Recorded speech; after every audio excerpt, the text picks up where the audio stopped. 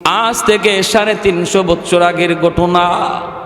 বিশ্ববিখ্যাত পর্যটক আল্লামা Ibn Battuta তিনি তার কিতাবের ভিতরে উল্লেখ করেছেন, রে যুবক, ঘটনাটা তিনি এনেছেন রিহলাতে ইবনে বতুতা নামক কিতাবের ভিতরে। সৌদি আরবের একটা জাহাজ এসে মালদ্বীপের সাগরে ডুবে গেল, সবগুলি যাত্রী ডুবে মরে গেল। একজন কোরআনের হাফেজকে আল্লাহ বাঁচায় রাখলেন। কেন আল্লাহ রাখবেন না? কারণ তার সিনায় আল্লাহ তার কালাম আমানত রাখছেন।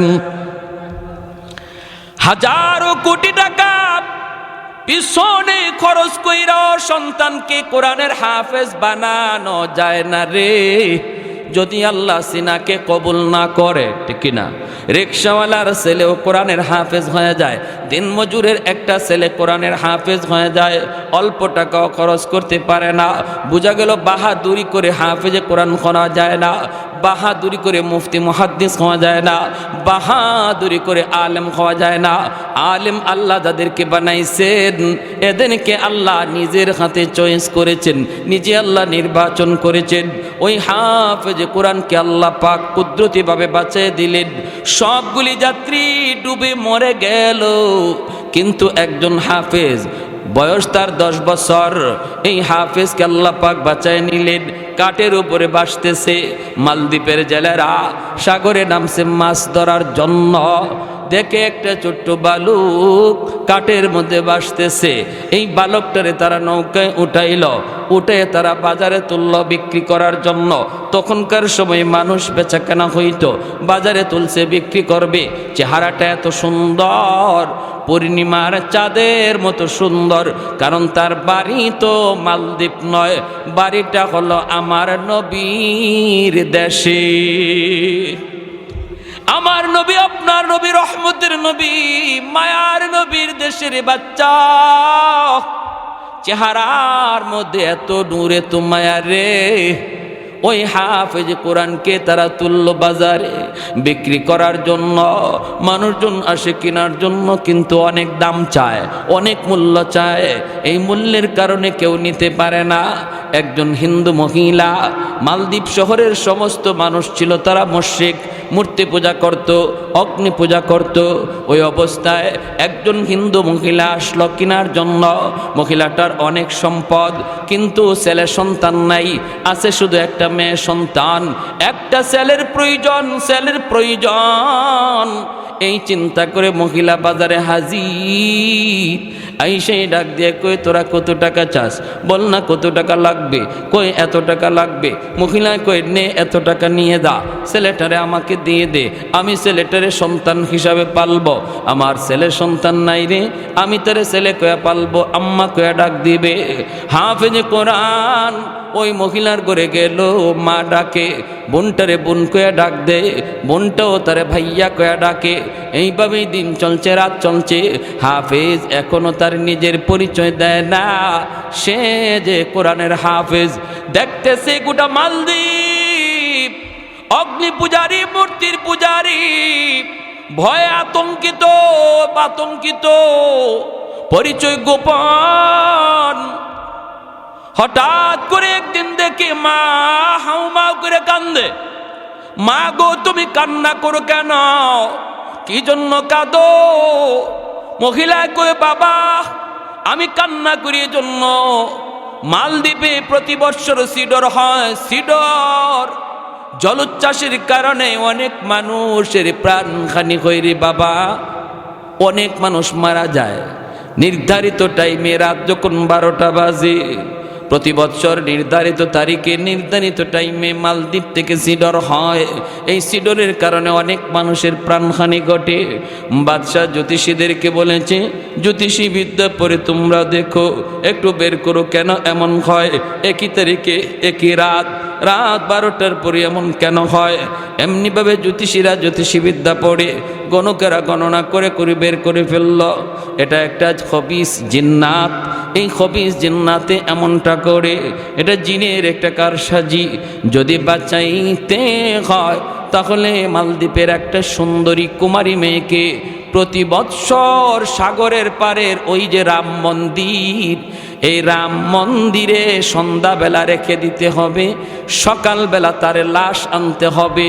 রাতের বেলা জিন্নাত ওই সুন্দরী মেয়েটাকে খেয়ে ফেলবে, সকালবেলা তার লাশ পাওয়া যাবে।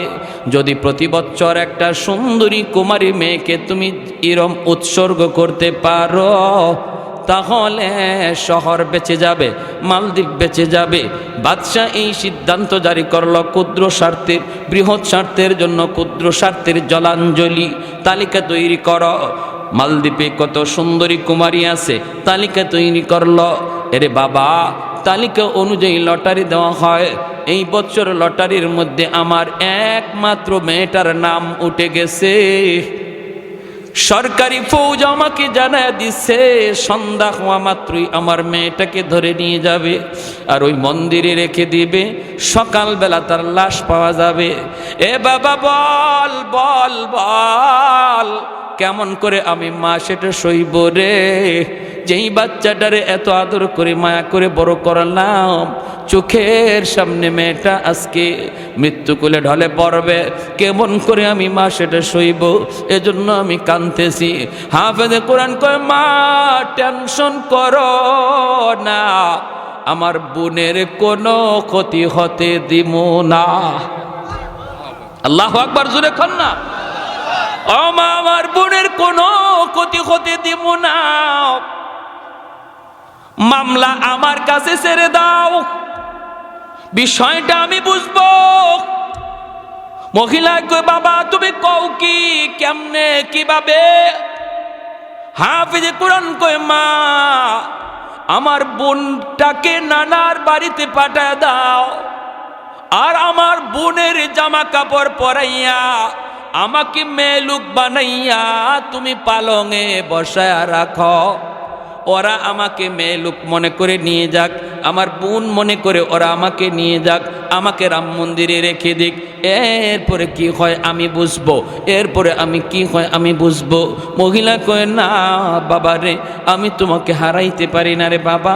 মেয়ে তো আমার বিয়ে দেওয়ার পর চলে যাবে, কিন্তু আমাকে বৃদ্ধ হলে কে পালবে, আমাকে কে খাওয়াবে?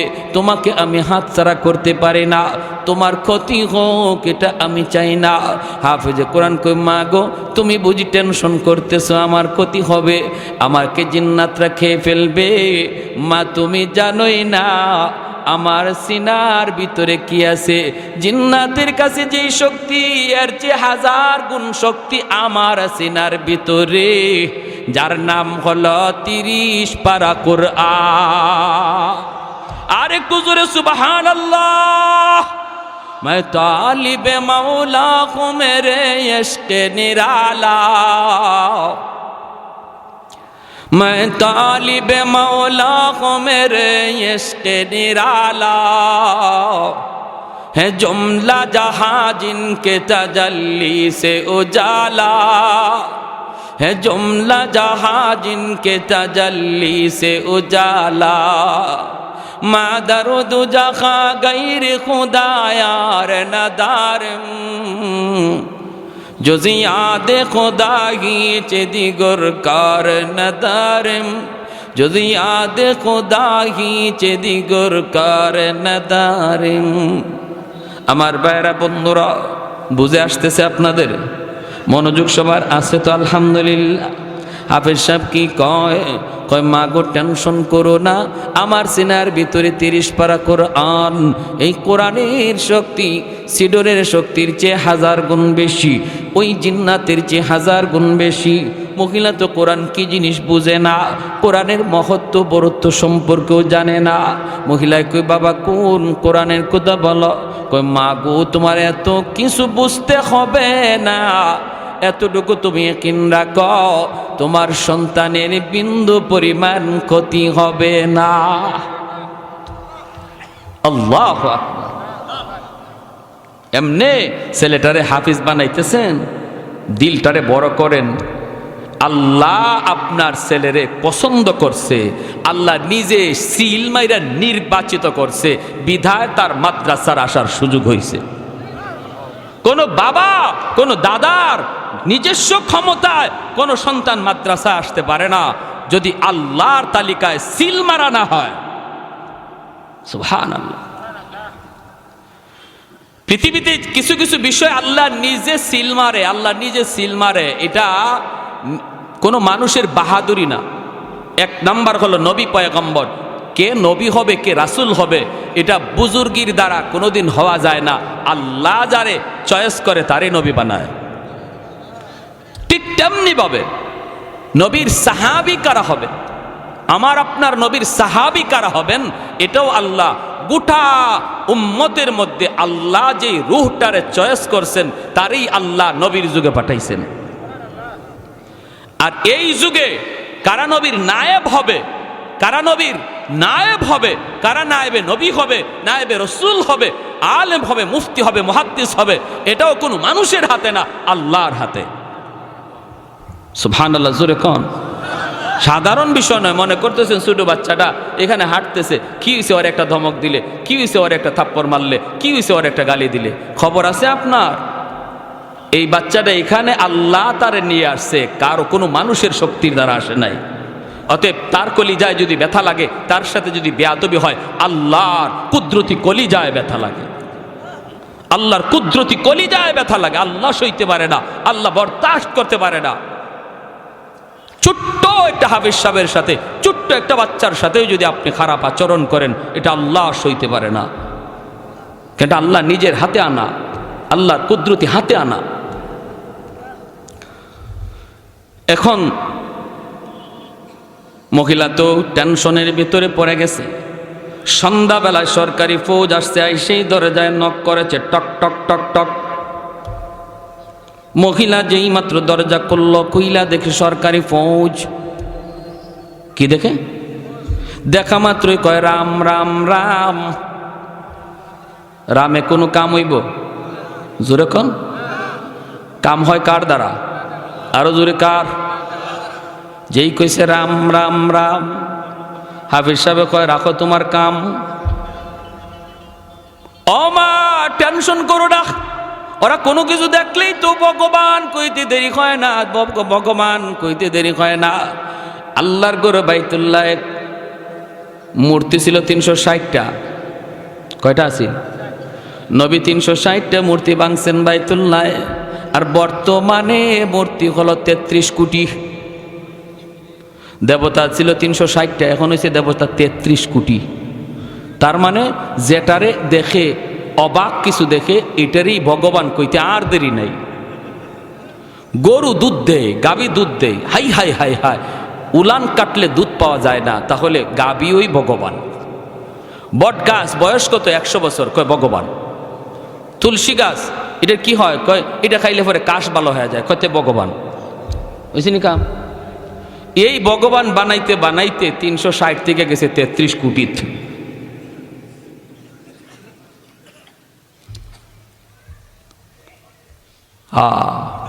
উসমান হারুনি রহমতুল্লাহ আলাইহি, আপনাদের আগ্রহ দেখে আমি বয়ানটা একটু বাড়াইতেছি, অসুবিধা দিতেছে আপনাদের? সবার মনোযোগ আছে আলহামদুলিল্লাহ। আর আসছিও তো কম দূর থেকে না, আর ফাইসি আপনারা আজকে আর ছাড়মু না। ও মা গো, আর আমারও এমনি যাওয়া কালকে, আমার রাত্রে যাওয়ার কোনো সুযোগও নাই, বিমানের টিকিট হলো 11টায়, তো সারা রাত কাটাইলে অসুবিধা। আল্লাহ আমাদের এই বসাকে নাজাতের উসিলা বানাও, সবাই বলে আমিন। এখন উসমান হারুনি রহমতুল্লাহ আলাইহি, মঈনুদ্দিন চিশতি রহমতুল্লাহ আলাইহির উস্তাদ, ইনি একদিন খাদেম নিয়ে শীতের রাত্রে বের হয়েছেন, আর বলতেছেন বাবা একটু অজু করব, পানিটা ঠান্ডা, দেখ না একটু আগুন নি পাওয়া যায়। খাদেম যায় দেখে কিছু মানুষ আগুনের পূজা করতেছে। আগুন যে ভগবান কয়, আগুনের পূজা করে। খাদেম যায় কয় বাইরে একটু আগুন দিবা নি। অগ্নি পূজারীরা কয় কেন? কয় আমার উস্তাদ পানি গরম কর্ম অজু করার জন্য। অগ্নি পূজারীর দল তখন কয় এ শেখ মুসলমান, কস কি তুই? আমরা আগুনকে পূজা করি, দেবতা বলি। আগুন আমরা কোনো শেখরে দিব না, কোনো মুসলমান রে দিব না। খাদেম গেছে যায় কই উস্তাদজি আগুনের সংবাদ তো পেয়েছি, সন্ধান পেয়েছি, কিন্তু ওরা আগুন দিতে রাজি না। কেন আগুন দিবে না? কয় ওরা আগুনের পূজা করে, আগুনকে ভগবান কয়, আগুনের সামনে উলু উলু উলু উলু উলু দেয়। তখন ওস্তাদজি কয় চলো আমাকে নিয়ে চলো। ওসমান হারুনি তিনি নিজে আসলেন, আইসে বলতেছেন বাইরে একটু আগুন দেও না, দিলে তো কোনো ক্ষতি হবে না। কয় ক্ষতি বুঝি না, লাভ লস বুঝি না, মুসলমানরে আগুন দেওয়া যাবে না, কারণ আগুন আমাদের ভগবান, আগুন আমাদের খোদা, এটা কোনো মুসলমানরে দেওয়া যাবে না। ওসমান হারুনি কয় আগুনের পূজা কত দিন যাবত কর? কয় 70 বছর যাবত। এর আগে কেলায় করছে, এর আগে বাপে করছে, এর আগে কে করছে? কয় দাদা করছে, দাদাই করছে, বাপে করছে, আমরাও করি। ওসমান হারুনি কয় এতদিন যাবত আগুনের পূজা কর, কেন কর? কয় করি এজন্য মরণের পরে আগুন আমাদেরকে জ্বালাবে না, আগুন একটু মায়া করবে, এজন্য আমরা আগুনের পূজা করি। ওসমান হারুনি কয় মরণের পরে আগুন তোমাদের মায়া করবে কি করবে না একটু দুনিয়াতে টেস্ট করে দেখো। কইটা আবার কেমনি? কই পুরা বডি আগুনে দেওয়া লাগবে না, আঙ্গুল দিয়া দেখো। যদি আঙ্গুল না জ্বালায় তাহলে বুঝবা 70 বছর 80 বছরের ইবাদত কাজে লাগছে। আর যদি আঙ্গুলটারে আগুনে জ্বালায় তাহলে বুঝবা আগুন আরো ক্ষেপে রইছে, মরণের পরে ইচ্ছা মতো চুবাইব। কই মৌলবী তোমার তো বুদ্ধি বড় ডাট, তুমি আসছো আমাদেরকে আগুনে পোড়ায় মারবা? আরে আগুনের স্বভাবই তো জ্বালানো। ওসমান হারুনি কয় না না, আগুনের স্বভাবই জ্বালানো নয়, আগুনের মালিক, আগুনের মালিকের ইশারায় আগুন জ্বালায়। যদি এমন না হতো ইব্রাহিম খলিলুল্লাহকে কেন আগুন জ্বালাইল না? মূসা কালিমুল্লাহ তুর পাহাড়ে আগুন জ্বলে, গোটা তুর পাহাড়টা জ্বলে ছাই ছাই, কিন্তু মূসা কালিমুল্লাহর একটা পশম পর্যন্ত আগুন জ্বালাইল না। বুঝা গেল আগুন নিজস্ব জ্বালায় না, আল্লাহর ইশারায়। অগ্নি পূজারী না কয় মৌলবী মূসা বুঝি না, ইব্রাহিম বুঝি না, তুমি কিছু পারবা কিনা দেখাও, তুমি কিছু পড়তে পারো কিনা বোঝাও। ওসমান হারুনি কয় তাহলে তোমরা বুঝি দেখতে চাও আগুন নিজস্ব ক্ষমতায় জ্বালায় না, তোমরা দেখতে চাও? বলে হ দেখতে চাই। ওসমান হারুনি সাথে সাথে একটা ছোট বাচ্চা পাশে দাঁড়ায় রয়েছে, ওদেরই একটা বাচ্চা, এই বাচ্চাটারে কুলে নিয়ে আল্লাহু আকবার বইলা একটা লাফ দিয়া আগুনের ভিতরে চলে গেলে। এখন অগ্নি পূজারীর দল রাম রাম কে চিল্লানি শুরু করলো, হায় হায় মৌলবী জ্বলছে জ্বলক, কিন্তু আমাদের বাচ্চাটার কি দোষ ছিল? এই বাচ্চাটারে কেন মারলো? হায় হায় মৌলবী মরছে মরুক, কিন্তু আমাদের বাচ্চাটার কি দোষ ছিল রে? রাম রাম কয়া কান্দে। হঠাৎ করে আগুনের ভিতরে তাকাইছে, দেখে আগুন দাউ দাউ করে জ্বলতেছে ঠিকই, কিন্তু ওসমান হারুনি আগুনের ভিতরে বাচ্চাটারে চুমা খায়, আদর করে হাসতেছে, বাচ্চাটাও আগুনের ভিতরে খেলতেছে, আগুন তাদের গায়ে টাচ করে না। আল্লাহু আকবার বইলা বেশ কিছুক্ষণ আগুনের ভিতরে তাইকা আবার তিনি আল্লাহু আকবার বইলা আগুন থেকে বের হয়ে আসলেন। এখন অগ্নি পূজারী যারা ছিল ওরা সবাই কই কিরি আমরা এতদিন যাবৎ কারে ভগবান কই, কার পূজা করি? ভগবান তো আমাদের সামনে। ওই ভিন্নের কাম আগুন কের ভগবান? যারে আগুন জ্বালাইছে না সে তো বড় ভগবান। এখন ওসমান হারুনির সেজদা দেওয়া শুরু করছে, কয় আপনিই ভগবান। কয় 33 কোটির জায়গা তারও একটা দেবতা বাড়ছে। ওসমান হারুনি তখন লাঠি হাতে নিয়ে কয় হারামির দল, তোরা যারে দেখো সেরই ভগবান কইতে দেরি হয় না, হারামি। আমি ভগবান না। কইতে আপনার যে আগুন জ্বালাইল না? আগুন জ্বালাইছে না আমার মালিকের ইশারায়, আমি যারে মালিক কই তোমরাও যদি তারে মালিক মানো আগুন তোমাদেরকেও মরণের পরে জ্বালাবে না। সাথে সাথে ওই মানুষগুলি কালেমা পড়ে মুসলমান হয়ে গেল। সুবহানাল্লাহ। এজন্য বলতেছিলাম রে যুবক, ওই মহিলা যখনই কয় রাম রাম রাম, হাফেজে কোরআন কয় মা গো তুমি রাম বললো না, যে বাঁচানোর ইনি সব দেখতেছে। এমনি সরকারি ফৌজরা ঘরের ভিতরে ঢুকলো, ঢুইকে দেখে পালঙের মধ্যে একটা সুন্দর মেয়ে বসা। বলুন তো মেয়ে না ছেলে? সবার মনোযোগ আছে তো? আবার কিন্তু জায়গায় আসছি, মাঝখানে গেছিলাম গা অন্যদিকে, জায়গায় কিন্তু আসছি। ছেলে না মেয়ে? জোরে করেন পিছনের লোকেরা, ছেলে না মেয়ে? মেয়ে লোকের পোশাক পরে বসা। বোন রে নানার বাড়ি পাঠায় দিছে, কই নানির হাতের পিঠা খাও গিয়া। আর এদিকে আমি সামলাই। বোনের কাপড় পইরা বইসে রইছে সরকারি ফৌজ। ভিতরে ডুইকে দেখে পূর্ণিমার চাঁদের মতো চেহারা, এত সুন্দর, কারণ দাড়ি নাই, মোছ নাই, বয়স তো কম, মেয়ে লোকের মতোই লাগে।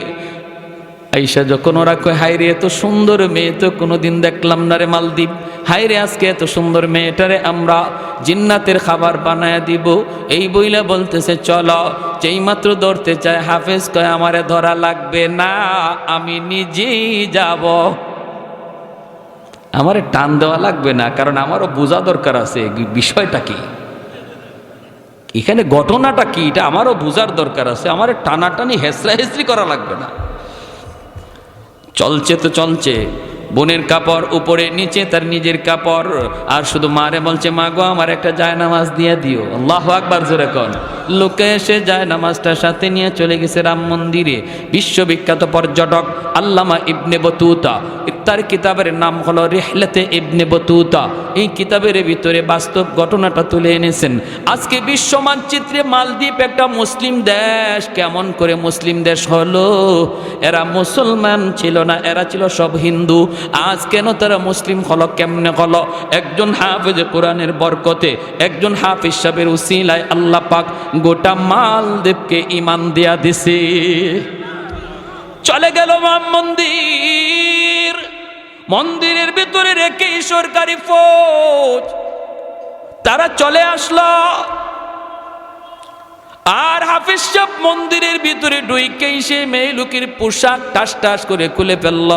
নিচে তো নিজের পোশাক, যায় নামাজখানা বিছাইয়া মন্দিরের ভিতরে আল্লাহর কদমে সেজদায় পড়ে গেল। আল্লাহর কদমে সেজদায় পড়ে কই মালিক আজ প্রমাণ হবে জিন্নাতের পাওয়ার বেশি নাকি তোমার কোরআনের পাওয়ার বেশি।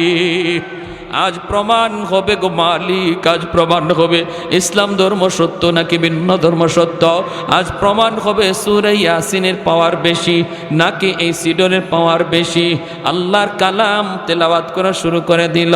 রাত যখন 12টা বেজে গেল, এ মন্দিরের ভিতর থেকে সাগরের দিকে তাকায়, সাগরের দিকে তাকায়, দেখে সাগর থেকে পানিটা এরকমভাবে অদ্ভুত আকারে রূপ নিয়া, অদ্ভুত আকারে রূপ নিয়া এই পানিটা উঁচু হইয়া মালদ্বীপের দিকে আক্রমণের জন্য রেডি হয়েছে।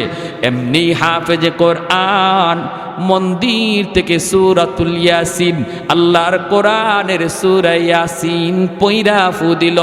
চুকির পানিটা ঝরে ঝরে কান্দে আর কয় মালিক আজ প্রমাণ হবে কোরআনের ইয়াসিনের পাওয়ার বেশি নাকি ওই জিন্নাতের পাওয়ার বেশি। আল্লাহ পাক সূরা ইয়াসিনটারে একটা অ্যাটম বোমার মতো আল্লাহ শক্তিশালী বানাইয়া, কোরআনের এই ফুয়ার বাতাসটারে আল্লাহ পাক পাওয়ারফুল বানাইয়া এই পানির বিপক্ষে আল্লাহ পাক পাঠায় দিলেন, মোকাবেলায় পাঠায় দিলেন। সাগরের মাঝামাঝিতেই আল্লাহর কালাম সূরা ইয়াসিন যাইয়া এমন ভাবে সিডরকে, পানিকে আর জলোচ্ছ্বাসকে আঘাত করলো, মুহূর্তের ভিতরে পাহাড় পরিমাণ পানি আবার সাগরে দেবে গেল। আর একটু জোরে সুবহানাল্লাহ। কোরআনের পাওয়ার বেশি, ঠিক কিনা জোরে বলেন। আহাদুল লাইসা কামিসলি সামাদুল লাইসা কাফাদলি লিমানিল মুলকু তুগুই তো সাজাওয়ার খুদাই তো খুদাবন্দে আমি নি তো খুদাবন্দে ইয়াসারি তো খুদাবন্দে জামি নি তো খুদাবন্দে সামাই তো রাহিমি তো করিমি তো সামিই তো বাসিরি তো মুইজ্জি তো মুদিল্লি তো মালিকিল আরশি বাজাই। জোরে কোন আল্লাহু আকবার। কোরআনের দাম আসেনি না নাই? পাওয়ার আসেনি না নাই? ঘরে কোরআন তেলাওয়াত করো, এরপরে কি হয় আরো মজার ঘটনা। তেলাওয়াত যদি ঘরের ভিতরে হয়, ঘরের ভিতরে শক্তি চলে আসে। তুমি যদি হালাল হারাম মাইনা চলো আল্লাহর গোলাম, তুমি যদি মানুষের হক নষ্ট না করো রে যুবক, প্রতিবেশীর সাথে ভালো আচরণ করো, তার জমি তুমি দখল করো না, না না মানুষকে অন্যায়ভাবে কলিজায় আঘাত দিও না, না স্ত্রীর সাথে খারাপ আচরণ কইরো না, সে তো তোমার ঘরে মজলুম, সে তো তোমার ঘরে দুর্বল। তুমি স্ত্রীর সাথে খারাপ আচরণ কইরো না, তুই তুকার কইরো না, মারধর কইরো না।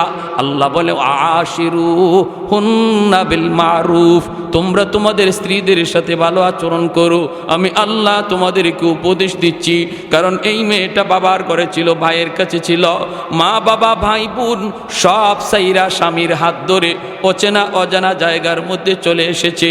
এই এলাকার মানুষগুলি কেমন আল্লাহর বান্দি জানে না, এই ঘরের মানুষগুলি কেমন তাও জানে না, শ্বশুরের মেজাজ কেমন জানে না, শাশুড়ির মেজাজ কেমন জানে না, ননদের মেজাজ কেমন জানে না। সব কিছুকে মায়ার মানুষ, মহব্বতের মানুষগুলাকে পর কইরা অচেনা মানুষগুলিকে আপন বানাইয়া যেই মহিলাটা চিরদিনের জন্য স্বামীর হাত ধরে আসলো, এই ঘরে স্বামী ছাড়া তার আপন বলতে কেউ নাই। তুমি স্বামী যদি তার একটু মায়া না করো, আদর না করো, একটু বুক ভরা ভালোবাসা না দেউরে যুবক, আল্লাহর বান্দি এই ঘরে সারাটা জীবন কেমন করে কাটাবে? তোমার কোনো আচরণে যদি সে কষ্ট পায়, রান্নাঘরে গিয়া যদি এক ফোঁটা চোখের পানি ঝরায়, আল্লাহর আদালতের ফাইলে গিয়া চোখের পানিটা জমা হয়। হাসরের ময়দানে বহু স্বামী স্ত্রীর মামলায় আল্লাহর আদালতে আসামি হবে। যারা স্ত্রীর উপরে জুলুম করেছ, জুলুম করেছ যৌতুক চাইয়া, আর এমনিভাবে তার বাপের বাড়িতে টাকা চাইয়া, প্রেশার ক্রিয়েট কইরা যারা জুলুম করে চলে যুবক, মনে রাখো, মনে রাখো, এই দিন দিন নয়, এই জীবন জীবন নয়, মরণের পরের জীবনটাই হলো আসল জীবন। ওই জীবনে বহু স্বামী আল্লাহর আদালতে স্ত্রীর মামলায় আসামির কাঠগড়ায় দাঁড়ায় থাকবে। এজন্য বলি স্ত্রীদেরকে মায়া কইরো, মায়া কইরো। আমার নবী মায়ার নবী আম্মাদান আয়েশা সিদ্দিকা রাদিয়াল্লাহু তাআলা আনহা কই, নবী আয়েশা আমাকে বলতেছেন, আয়েশা গ্লাসের যেই জায়গা দিয়ে তুমি পানি খাইছ, আমারে গ্লাসটা তুমি দাও, বাকি পানিটা আমি খাবো। নবী বাকি পানিটা খাইতে যাইয়া অন্যদিকে নবীর মুখটা লাগানোর জন্য আমি বললাম নবী গো অন্যদিকে মুখটা লাগান। আমি ওই জায়গায় মুখ লাগায় পানি পান করছি। নবী কয়, আয়েশা আমি বাকি পানিটাও খাবো, আর যেখানে তোমার টুট লাগছে ওই জায়গায় টুট লাগাইয়া আমি পানি পান করব। তাহলে মহব্বত ভালোবাসা বিয়ার আগে নয়, বিয়ার পরে, ঠিক কিনা জোরে বলেন? বিয়ার আগেরটা হলো হারাম, আর বিয়ের পরের ভালোবাসা হলো সওয়াব আর সওয়াব, খালি নফল বন্দিগি, নফল বন্দিগি, ঠিক কিনা? তুমি যদি এই সমস্ত বিষয়গুলি মান্না চলো, আর মানুষের হক ঠিক মতো আদায় করো, মানুষের হক যদি নষ্ট না করো, ঘরে যদি কোরআন তেলাওয়াত হয়, তোমার ঘরেও আল্লাহ পাক ওই রকম কুদরতি শক্তি দেয়া দেয়, কুদরতি শক্তি। ফজরের পরে ওই লোকগুলা আসছে এই লাশ নেওয়ার জন্য, সরকারি ফৌজ মন্দিরে আসছে লাশ নিব, আইসা দেখে লাশের কোনো বংশ নাই, এই মন্দিরে বৈশা এক হাফিজে কোরআন কোরআন তেলাওয়াত করতেছে।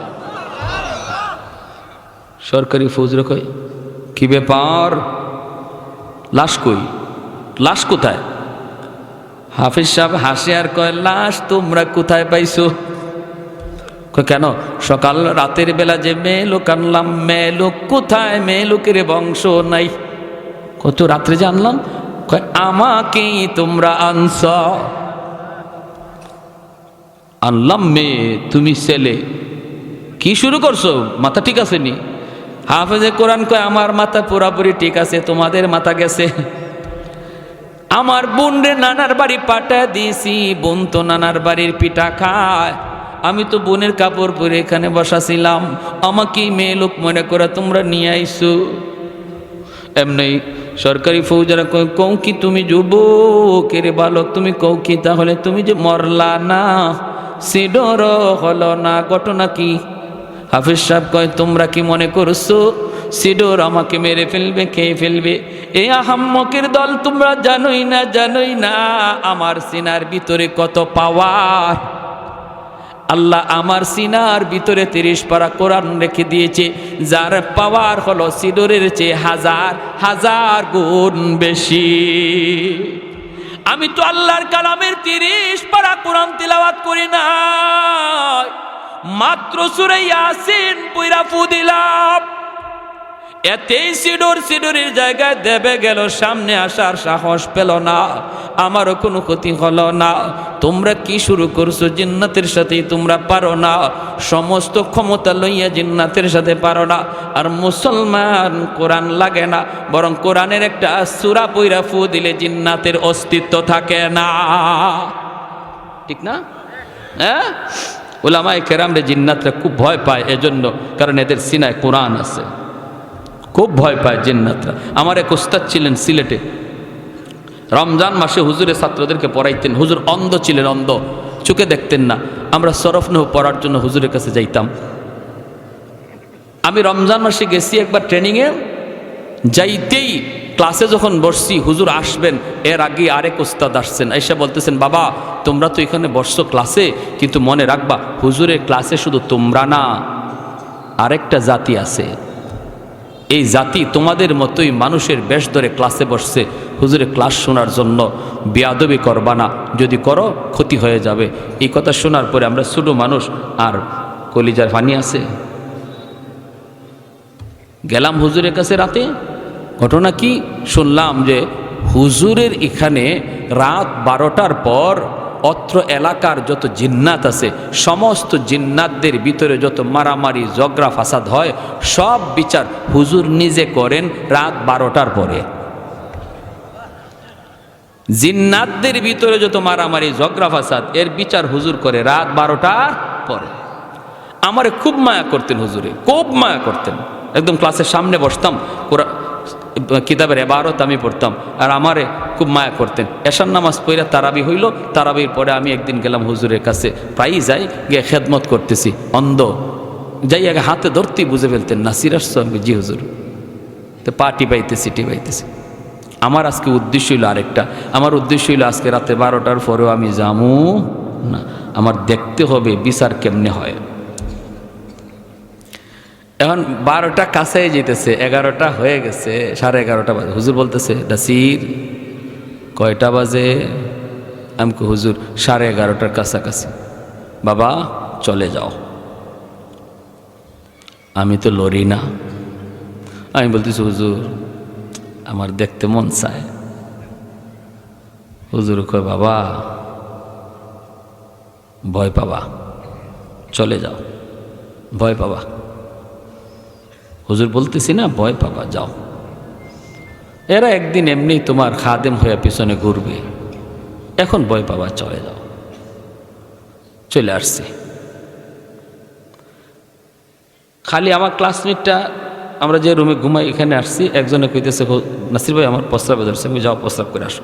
প্রস্রাব করতে গেছে, প্রস্রাব যে জায়গায় করবে এখানে পাশে একটা জঙ্গল, ওইখান থেকে দৌড় দিয়ে রুমে আইসা কয়, আমি শেষ, একদম মুখ দিয়ে ফেফড়া বাইরে গেছে। আমরা তাড়াতাড়ি ধরলাম, ধরে কি হয়েছে, হুশ নাই। কয় আমি দেখলাম জঙ্গলের ভিতরে একটা মহিলারে আর একটা পুরুষে পিটাইতেছে, সাদা পোশাক, আর কাঁদতেছে আর দৌড়তেছে জঙ্গলের ভিতরে। ছোটো বাচ্চা দেখে তো ভয় পাইছে। এখন হুজুরের মেয়ের জামাই আসছে, আইসা উনি এই সংবাদ শুই না হুজুরে গেছে জঙ্গলের সামনে। হুজুরের মেয়ের জামাতা, উনিও আমাদের উস্তাদ, উনি জঙ্গলের সামনে গিয়ে দেওয়া ভাষণ, শোনা আব্বা এত করে কইল তোমাদেরকে যে কোনো ছাত্রের সামনে তোমরা এমন কোনো কাজ কইরো না যে কাজে ছাত্ররা ভয় পায়, কারণ এরা নবীর মেহমান, এরা নবীর মেহমান, এরা নবীর মেহমান। অতএব আজ যেটা করছো বিচার কি হবে ভালো করে বুঝে যাইও। এই কথা কইয়া উনি জঙ্গলের সামনে এক ভাষণ দিছেন, জঙ্গলের সামনে।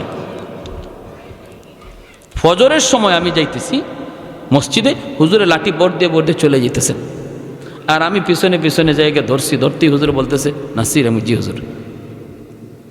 ঘটনা ঘটছে রাত 12টার দিকে, আর 3টা বাজে আমি হুজুরে নিয়ে মসজিদে যাইতেছি। এর ভিতরে কেউ হুজুরের কাছে যাই নাই। আমি গিয়ে লাঠির ধরতে, হুজুর বলতেছে, নাসির, গত রাতে কি হয়েছে? আমার খবর হয়ে গেছে নি? আমি বললাম, হুজুর এই ঘটনা। তখন হুজুর বলতেছে, বাবা ওরা খেয়াল করে নাই যে এখানে একটা মাদ্রাসার ছাত্র প্রস্রাব করতে বসছে, হাজত সারতে বসছে, ওরা খেয়াল করতে পারে নাই। এজন্য আমার কাছে আইসার সাথে সাথে মাপ চাইছে, আর বলছে আর কোনো দিন এমনটা করবে না।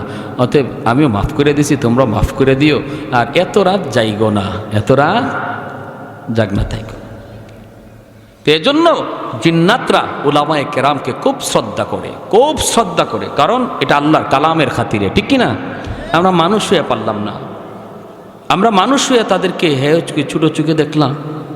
যেখানে আল্লাহ হাসরের মাঠে কইব, কোথায় উলামায়ে কেরাম, পর্দার ভিতরে আসো। যখন সুবহানাল্লাহ, ইয়া মাশারাল উলামা তামাইয়াজু বাইনাহুম, হাসরবাসী থেকে আলাদা হও, পর্দার ভিতরে আল্লাহ নিয়ে আসবে। একজন আলেম ভুল করেছে, আল্লাহ বলবে কেন ভুল করছো? তখন বলবে, আল্লাহ ভুল হয়ে গেছে, ইন্নী লাম আযা ফীকুম ইলমি লিউআযিবাকুম। আল্লাহ নিজে বলবে, কত বড় কথা, হাদিসে কুদসি। আল্লাহ বলবে, আমি জাহান্নামের আগুনে জ্বালানোর জন্য তোমার সিনায় কোরআন দেই নাই, অন্যায়টা কেন করছো? আলেম কইব, আল্লাহ ভুল হয়ে গেছে। ওই পর্দার ভিতরেই আল্লাহ কইব, আমার কোরআনের ইজ্জতের খাতিরে তোমারে মাফ করে দিলাম। হাসরবাসী একজন মানুষ দেখবেও না, শুনবেও না। হাসরের ময়দানে প্রত্যেকটা মানুষ মানুষের বিচার দেখবে, জিনাকুরের বিচার দেখবে, সুদকুরের বিচার দেখবে, বেবিচারের বিচার দেখবে, শাস্তি দেখবে। কিন্তু আলেমের বিচার কখন হইছে, কোন জায়গায় হইছে, হাসরবাসী কেউ দেখবেও না, শুনবেও না, শুধু কোরআনের খাতিরে। আর আমি মানুষ হইয়া আল্লাহ ছাড় দেয়, আমি ছাড় দেই না। একজন আলেমের মর্যাদা আল্লাহ দেয়, আমি দিতে পারলাম না। আমি কত বড় নালায়েক, আমি কত বড় আহমক, কি জবাব দেব আল্লাহর কাছে? আল্লাহ যদি বলে, আমি পর্যন্ত ছাড় দিলাম, তুই পারলি না। মাদ্রাসার বিরুদ্ধে কথা বললি, একজন আলেমের বিরুদ্ধে কথা বললি, একজন ইমামের বিরুদ্ধে কথা বললি, আলেমকে হে চুকে দেখলি, নালায়েক। খাজা মঈনুদ্দিন চিশতি রহমতুল্লাহি আলাইহির সুযোগ্য একজন শাগরেদ খাজা কুতুবউদ্দিন বখতিয়ার কাকি রহমতুল্লাহি আলাইহি, এনার আম্মা শিশুকালে মা ছেলেটাকে নিয়ে মাদ্রাসায় চলে আসছেন। আইসা বলতেছেন, উস্তাদজি আমার ছেলেকে আপনি আলিফ বা তা সা শিখায় দেন, কায়দা আপনি শিখান। উস্তাদ বলতেছে, বাবা কুতুবউদ্দিন তুমি পড়ো আলিফ বা তা সা। কিন্তু কুতুবউদ্দিন ছোট্ট বালক, উস্তাদ কয় পড়ো আলিফ বা।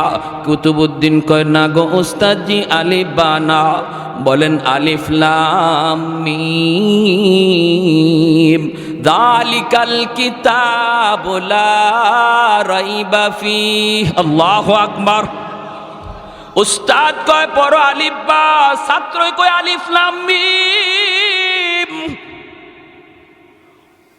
উস্তাদ অবাক হয়ে গেল, মা বলছে আলিফ বা তা সা শিখাইতাম, কিন্তু ছেলে কয় আলিফ লাম মিম। সূরা বাকারা আল্লাহর কোরআনের শুরু করে দিল, শুধু শুরুই না, এক বসায় 15 পারা হিফজ শোনা দিল। উস্তাদের চোখ দিয়ে টলমল করে পানি পড়ে। উস্তাদ কান্দে আর কই, বাবা কুতুবউদ্দিন কেমন করে তুই কি আমারে শুনাইলি? তোমার মা আমাকে বলছে আলিফ বা তা সা শিখাইমু, কিন্তু তুমি বলতেছো আলিফ লাম মিম। বাবারে তোর মা কেন এমন মজাক করলো, কেন এমন ঠাট্টা করলো? চলো তোর মার কাছে যাই। উস্তাদ চলে আসলেন মায়ের কাছে। পর্দার আড়াল থেকে মা ডাক দিয়া উস্তাদ ডাক দেয়, মা কেন তুমি এমন মজাক করলা, কেন এমন ঠাট্টা করলা? কি গো উস্তাদজি, তুমি বলছো আলিফ বা তা সা, কিন্তু তোমার ছেলে কয় আলিফ লাম মিম যালিকাল কিতাব। শুধু তা নয়, কোরআনের 15 পারা এক বসায় হিফজ শোনায় দিল, মুখস্থ শোনায় দিল। কেন এমন মজাক করেছো? মা কই, উস্তাদজি খোদার কসম, খোদার কসম আমি মা নিজেও জানি না, আমি মা নিজেও জানি না, নিজেও জানি না। তবে আমার যতদূর মনে পড়ে, আমার সন্তানদের যখনই আমি দুধ খাওয়াইতাম তখনই কোরআন তেলাওয়াত করতাম। আমি কোরআনের 15 পারার হাফেজা, আমি কোরআনের 15 পারা মুখস্থ করেছিলাম। আমার সন্তান যেদিন থেকে আমার পেটে আসছে ওই দিন থেকে আমি কোরআন তেলাওয়াত বেশি বেশি করতাম। হয়তো কোনো কথা বলতাম না, ঘরের কাম করতাম তখনও আমি কোরআন তেলাওয়াত করি। আমি যখন বিছনা ঝাড়া দেই তখনও কোরআন তেলাওয়াত করি। সন্তানকে যখন দুধ পান করাই কোনো গল্প নয়, কোনো কথা নয়, আমার ঘরে কোনো গান বাজনা চলে না, শুধু কোরআন তেলাওয়াত চলে। সন্তান যখন দুধ খাইতো মায়ের কোরআন তেলাওয়াত শুনতো, মনে হয় দুধের সাথে কোরআন তেলাওয়াত ঢুকছি। ভাইরা আমার, এবার বলুন তো দেখি, দুধের সাথে কোরআন তেলাওয়াত যদি ঢুকতে পারে, যেই মা দুধ খাওয়ানোর সময় টেলিভিশন চালাবে, গান শুনবে, দুধের সাথে গানও ঢুকতে পারেনি না পারে না? দুধের সাথে তেলাওয়াত যদি ঢুকে, গানও ঢুকে। যে জিনিস যেমন তার আসরটাও তেমন হয়, পাত্র যেমন হয় পাত্রের আসরও তেমন হয়। পাত্র যদি যেমন হয় পাত্রের বস্তুটার উপরও পাত্রের আসর যায়, পড়েনি না পড়ে না? মা হলো পাত্র, মা যদি এমন হয়, মা যদি এমন হয়, দিনদার হয়, কোরআন আল্লাহওয়ালি হয়, তাহলে এর আসর সন্তানের উপরে পড়বেই পড়বে। বাবা যদি দিনদার হয় সন্তানের উপরে আসর পড়বে। ছেলে যদি নামাজি বানাইতে চাও, বাবা আগে নামাজি হও। ছেলে যদি পর্দানিশীন বানাইতে চাও, মেয়েটারে যদি বোরকায় ঢুকাইতে চাও, আগে মা নিজে বোরকায় ঢুকো। ঠিক কিনা? হ্যাঁ, আরে হাই রিহা 16 ডিসেম্বর গেল, আমার প্রোগ্রাম আসছিল সেই বরিশালের এদিকে। রাস্তায় কি পরিমাণ পর্দা যে দেখলাম, কি পরিমাণ পর্দা। আসছে তো আসছে, সবাই তো আসছে। এক মহিলার দিকে আমি বেকুফ হয়ে গেছি, পড়ে গেছি গাড়ির সামনে, একদম ফ্যাট এত বড়, মানে একদম কাছাকাছি টাইম বোঝা যায়, কিন্তু বের হয়ে সেলফি দিতেছে। তখনই খুব আফসোস লাগলো যে সবাই আসলো, এই মহিলাটা ভিড়ের মধ্যে আসলো কেমন করে? তার পেটে বাচ্চা, কিছুদিনের ভিতরেই ডেলিভারি হবে, অবস্থা খুব খারাপ, কিন্তু কেমন করে আসলো যে মহিলা এভাবে বাচ্চা নিয়ে এভাবে 16 ডিসেম্বরে রাস্তায় বেফরদায় বের হয়? তার পেট থেকে আব্দুল কাদের জিলানী আইব? হ্যাঁ, কালা জাহাঙ্গীর আর বিকাশ বাইরিব? ঠিক কিনা জোর এখন? তাইলে আমরা দায়ী, আমরা বাপ মা দায়ী। এজন্যই নবী বলছেন, ফাবাওয়াহু, মা বাপ আগে সাবধান হয়ে যাও, সাবধান হও। যদি আল্লাহওয়ালা সন্তান চাও, ভদ্র ছেলে চাও, বাপ মা আগে ঠিক হয়ে যাও। ময়মনসিংহ গেছিলাম এক এলাকায়, অসুবিধা হইতেছে আপনাদের? বয়ান তো মাত্র শুরু, চলবে তো ইনশাল্লাহ? কাদের কাদের মনোযোগ আছে হাত তুলে আল্লাহকে দেখান। আল্লাহ তুমি প্রতিটা হাতকে কবুল করো, জোরে বলি আমিন।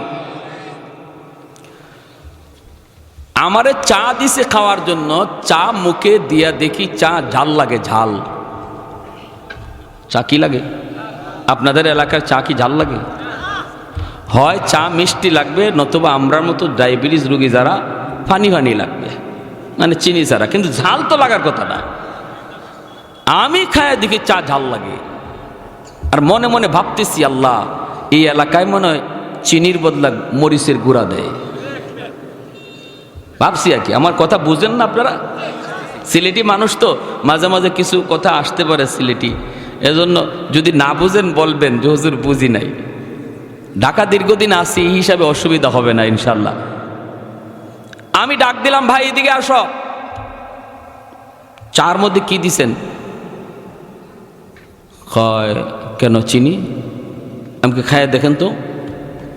তো উনি খাইছে, খাইয়ে দেখে জাল লাগে। হুজুর জাল লাগে?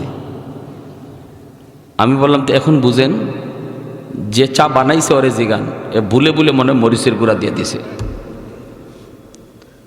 পরে হয়ে গেছে গিয়ে খবর লইছে, হুজুর মরিচের গুঁড়া না হুজুর, ভুল হয়ে গেছে আরেকটা। কই কি? তরকারির ফাতিলে চা জাল দিছে। কিসের পাতিলে? তরকারির পাতিলে যা চা জাল দেওয়ায়, তরকারির পাতিলের আসর চার উপরে পড়ছে, ঠিক না? তাহলে কি বুঝলাম আমরা? পাতিলের পাত্রের আসর বস্তুর উপরে পড়েনি না পড়ে না? অতএব মা হলো পাত্র, মা হলো পাত্র। মা যেমন বাবা যেমন, এর আসর সন্তানের উপরে পড়বেই পড়বে, পড়বেই পড়বে। এজন্য আমার ভাইরা মনোযোগ,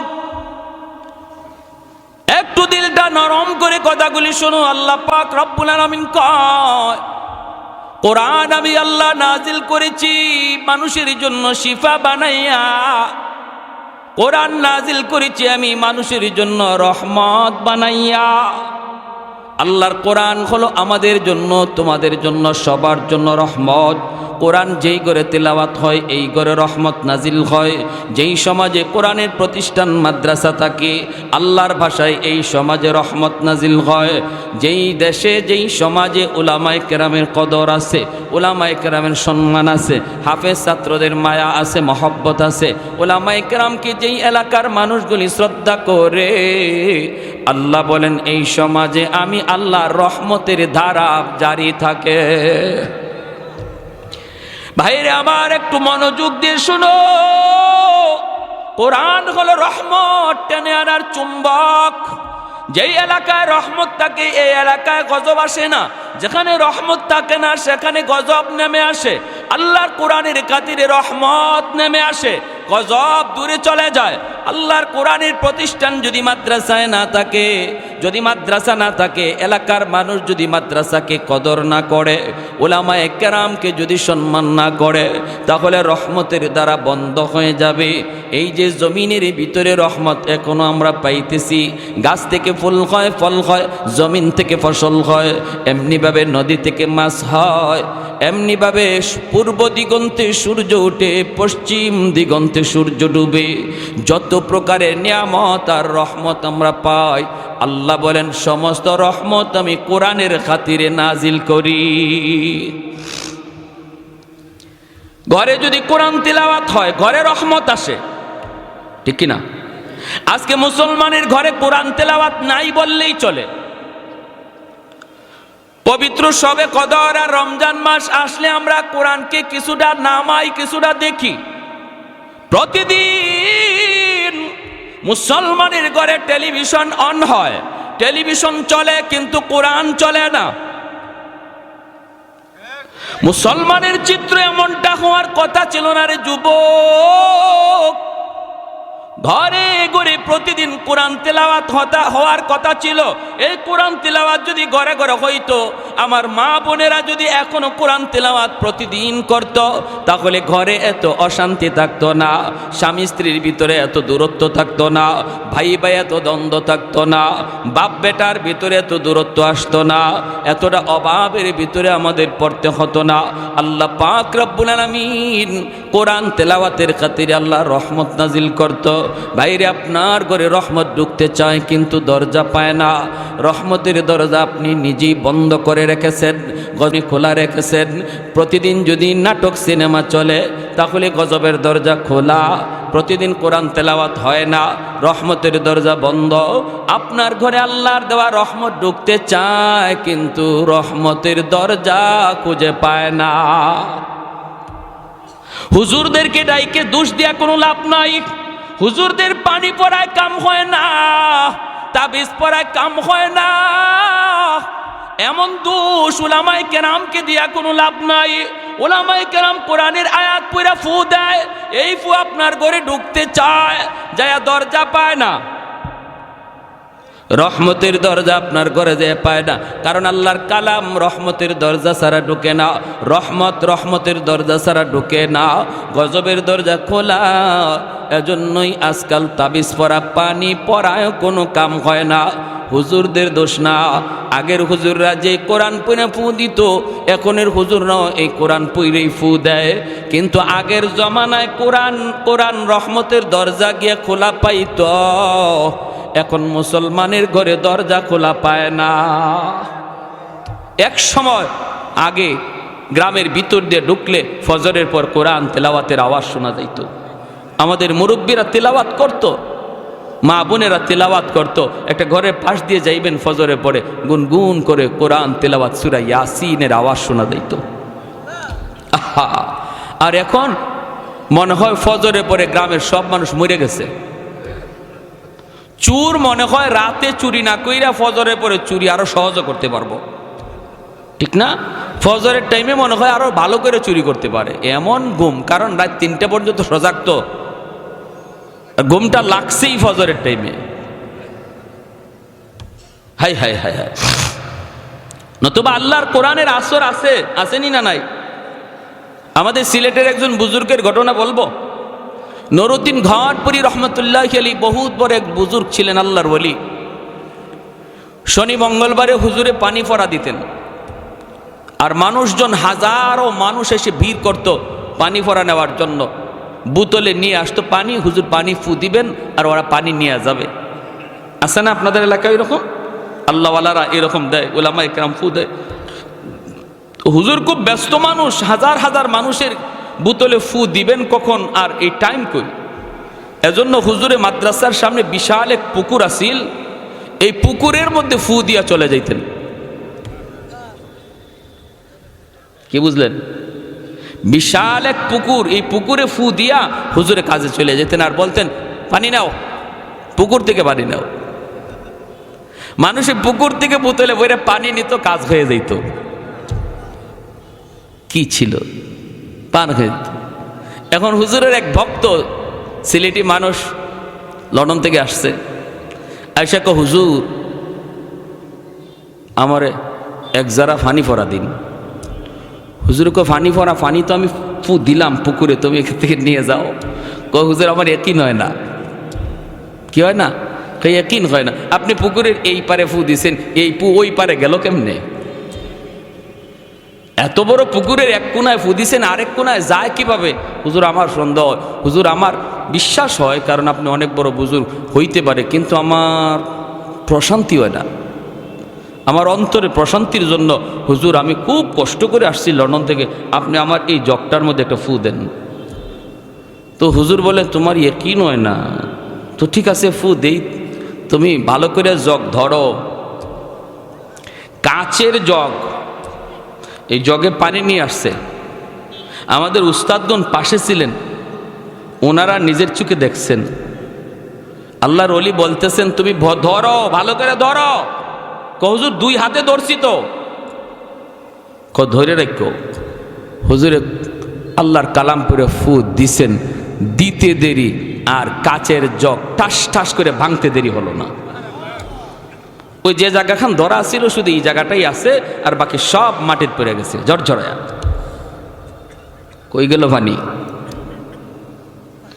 তাহলে আল্লাহর কালামের মধ্যে অ্যাকশন আসেনি না নাই? ফখরে বাঙ্গাল রহমতুল্লাহি আলাইহি এক নাস্তিক কয়, হুজুর মানুষদেরকে আর কত ধোঁকা দিবেন? কিরকম? কই যে মানুষ হুজুর একটা ফু দেন, ফু দেন, আর আপনি একটু ফু দিয়ে দিলেন, এটা কি হইল? এই যে আমিও তো দিলাম, কি হয়েছে? মানুষ আর কত ধোঁকা দিবেন?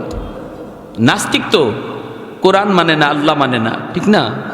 এদের কথা তো এমনই। তো আল্লাহর ওলি বলতেছে ট্রেনের মধ্যে, আল্লাহর ওলি বলে ও আমরা কোরআন পড়ে ফু দেই, যে এই ফুর মধ্যে ফুতে তোমার বিশ্বাস হয় না, তোমার ধোঁকা মনে হয়? না আমার কোনো বিশ্বাস হয় না। ফুতে আবার কি হয়? ফু হইল একটা বাতাস, এই বাতাসের মধ্যে আবার কি আছে? হুজুর কয় তুমি বুঝবা কেমন করে? তোমার তো জন্মের ঠিক নাই, তোমার তো কিসের ঠিক নাই?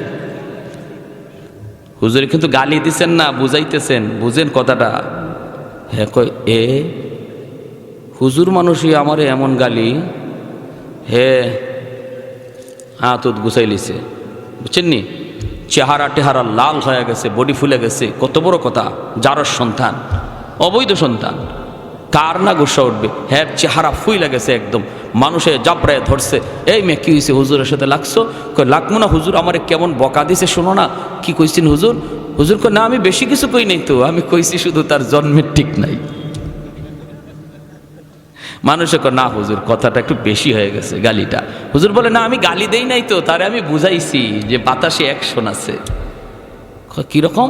কয় আমরা যে কোরআন পড়ে ফু দেই, বাতাস দেই, এটা সে বুঝে না, এটা বোঝানোর জন্য তারে একটা বাতাস ছাড়ছি। আর দেখেন একটা গালি দিছি, এটাও মারি নাই, আঘাত করি নাই, শুধু একটা গালি দিছি, তাও নাপাক বাতাস। এই নাপাক বাতাসে তার চেহারা লাল করে দিছে, তার বডি ফুলাইয়া দিছে। তার নাপাক বাতাসে যদি তার চেহারা লাল করাইয়া দেয়, বডি ফুলাইয়া দেয়, আল্লাহর কালাম পাক, এই পাক কালাম পইরা বাতাস দিলে যে অ্যাকশন হয় এটা বুঝাইছি। বুঝে আসছে আপনাদের? হ্যাঁ, এজন্য উলামায়ে কেরাম আল্লাহর কালামকে সিনায় নিছে। যেই সিনায় কোরআন ঢুকে, এটা বাহাদুরি নয়, সাধারণ কথা নয়। উলামায়ে কেরামের সিনায় যে কোরআন ঢুকছে, এটা আল্লাহ নিজের চয়েস করা। যেই সিনাকে আল্লাহ নিজে চয়েস করে, ওই সিনায় কোরআনকে আমানত রাখে। এই সিনা থেকে কালাম যেই মুখ দিয়ে বের হয়, এটা ফাও না। কিন্তু আপনার অ্যাকশন হয় না কেন? কারণ আপনার ঘরের দরজা খোলা নাই, বন্ধ, রহমতের দরজা বন্ধ। রব্বির হামহুমা কামা রব্বায়ানি সগীরা, রব্বির হামহুমা কামা রব্বায়ানা সগীরা। রব্বুল আলামিন, আল্লাহ মায়ার নজরে, কুদরতি নজরে তাকায় দেখো, এই জান্নাতি মজলিসে বসে বসে তোমার কত বান্দারা, পর্দার আড়ালে তোমার কত বান্দিরা আল্লাহ বসে বসে তোমার কাছে মাফ চাইতেছে।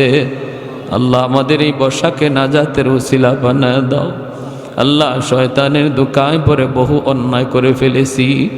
আল্লাহ নফসের চাহাতে বইরা বহু গুনাহ করে ফেলেছি। আল্লাহ তুমি আমাদের তওবাকে কবুল আর মঞ্জুর ফরমাও। আল্লাহ জানি না গো মালিক, কার জানি আদরের মা দুনিয়ায় নাই, কার জানি আদরের বাবা দুনিয়ায় নাই।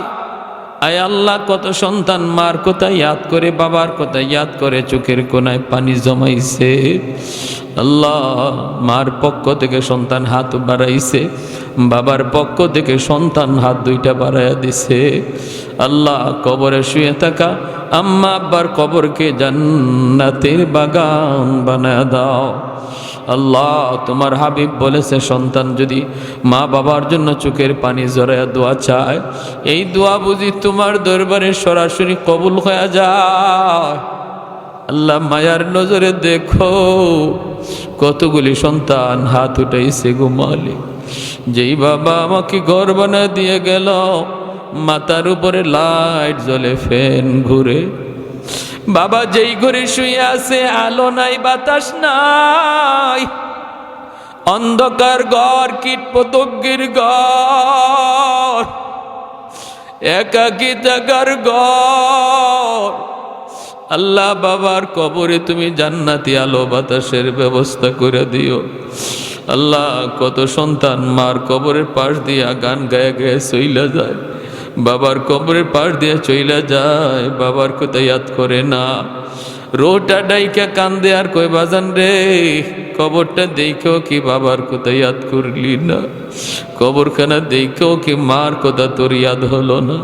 একবার যদি সূরা ফাতিহা পড়তি, 3 বার ইখলাস পড়তি, আল্লাহ মার কবরের আযাব আল্লাহ মাফ করে দিত। আল্লাহ, ঘরে ঘরে হাফেজে কোরআন তৈরি করে দাও। প্রতিটা মুসলমানের সন্তানকে তার জীবনের লেখাপড়ার শুরু মাদ্রাসা দিয়ে করার তৌফিক দাও। আয় আল্লাহ, আয় আল্লাহ, মাদ্রাসায় পড়ুয়া সন্তান বাবার কবরের পাশে যাইয়া ইয়াসিন পড়বে, মার কবরের পাশে দাঁড়ায় চোখের পানি জড়াইয়া জড়াইয়া ইয়াসিন পড়বে, সন্তান জন্ম দেওয়া সার্থক হয়ে যায়। আল্লাহ, এই এলাকার ঘরে ঘরে তুমি আলেম হাফেজ কবুল করো। এই দুটা মাদ্রাসাকে কবুল করো, ছাত্র উস্তাদ সবাইকে কবুল করো। মাদ্রাসার কমিটি যারা আছে, উপদেষ্টা যারা আছে, আল্লাহ তাদের খেদমতকে নাজাতের উসিলা বানায় দাও। আয় আল্লাহ, যত হাজত গাইবি খাজানা থেকে পুরা করে দাও। ডাইনে বামে সামনে পিছনে যত মুর্দে গান কবরে শাহিত, আল্লাহ মাদ্রাসার খাতিরে, মাহফিলের খাতিরে কবরের সমস্ত আযাব তুমি বন্ধ করে দাও, শান্তি আরো বাড়ায়া দাও। আয় আল্লাহ, যে যুবকগুলি এত সুন্দর আয়োজন করলো, আয় আল্লাহ ব্যবসায়ী ভাইরা যারা আয়োজন করলো, আল্লাহ প্রত্যেকের এই আয়োজনকে নাজাতের উসিলা বানাও। আয় আল্লাহ, তাদের ব্যবসা বাণিজ্যেও উন্নতি দাও, হালাল পথে চালাও, হারাম থেকে বাঁচাও। যাবতীয় সুদের লেনদেন থেকে আল্লাহ গোটা সমাজকে আল্লাহ তুমি হেফাজত করো। উলামায়ে কেরামের মহব্বত অন্তরে ঢুকায় দাও। মাদ্রাসার মহব্বত অন্তরে ঢুকায় দাও। এলাকার মানুষকে উলামায়ে কেরামের সাথে মিলা উলামায়ে কেরামের পরামর্শে চলার তৌফিক দিয়ে দাও। হাসরের মাঠে আলেমদের সাথে তাদের হাসন নসর করা দিও।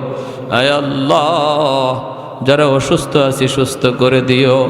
আমার মা বোনদেরকে মাফ করে দিও। যুবক ভাইদেরকে পাক্কা নামাজি দিনদার বানায় দিও। সাল্লাল্লাহু তাআলা যারা সাহায্য সহযোগিতা করছেন, করবেন, ওয়াদা করছেন, প্রত্যেকের দানকে তার নাজাতের ওসিলা বানাও। প্রত্যেকের দান দিলের নেক নিয়তকে আল্লাহ তুমি কবুল ফরমাও।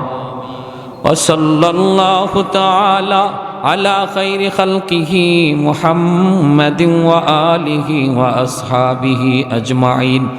আমিন আমিন বিরহমাতিকা ইয়া আরহামার রাহিমিন। সবাই ফজরের নামাজ পড়ব ইনশাআল্লাহ। সবাই কোন ইনশাআল্লাহ।